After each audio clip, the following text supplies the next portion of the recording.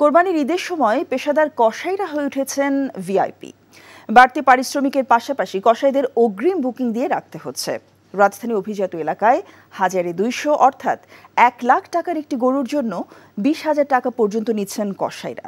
অন্যদিকে ঈদের আগে বেচাকেনা জমে উঠেছে ছুরি চাপাতির দোকানগুলোতে। হাসানুল শাওনের রিপোর্ট।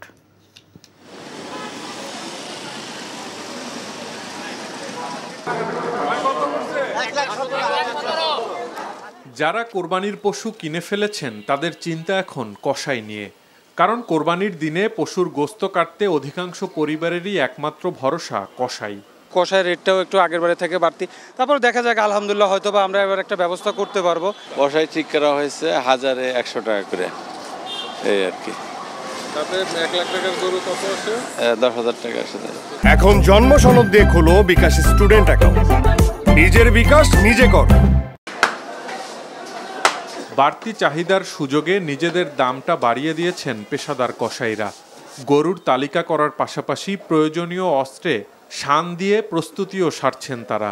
এবার 8টা অর্ডার নিচ্ছি। আমরা যেভাবে গরুটা ছুলবো আর যেভাবে গোস্তটা বানাবো ওভাবে তো আনারি কসাই বানাইতে পারবে না। এই কারণে যারা বুঝে তারা আমাদেরকে নিয়ে যায়। আগে 150 করে করতাম, এখন বর্তমানে 200 করে। গত 3 বছরের থেকে 200 করে।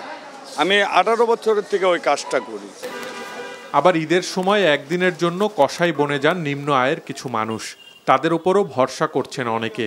কেউ কেউ আবার ঈদের দিনে কসাইয়ের কাজটা নিজেরাই করার প্রস্তুতি নিচ্ছেন। নিজেরাই ইনশাল্লাহ বাসায় সবারই একসাথে কাটবো, এটা একটা আলাদা আনন্দ, আলাদা মজা, ঈদের একটা আমেজ। ব্যস্ত কামার পাড়াও, কারণ কোরবানির পশুর গোশত কাটার প্রস্তুতি নিতে অনেকেই ছুটছেন ছুরি চাপাতির দোকানে। কেউ এসেছেন নতুন ছুরি চাপাতি কিনতে, আবার কেউ পুরনোটিতে শান দিতে। গোশত কাটার জন্য আপনার 2টা দাও লইছি, একটা চামড়া ছোলা ছুরি নিছি আর একটা চাকু নেব। কুরবানি উপলক্ষে লইছি ইনশাল্লাহ। চাপাটি লইলাম, ছুরি লইলাম। ছুরি চাপাটি এগুলাই বেশি চলে, অন্যান্য মাল তো এই সিজনে চলে না। এছাড়া খাটিয়া সহ আনুষঙ্গিক অন্যান্য জিনিসপত্র কিনে পশুর গোশত কাটার প্রস্তুতি সারছেন সবাই।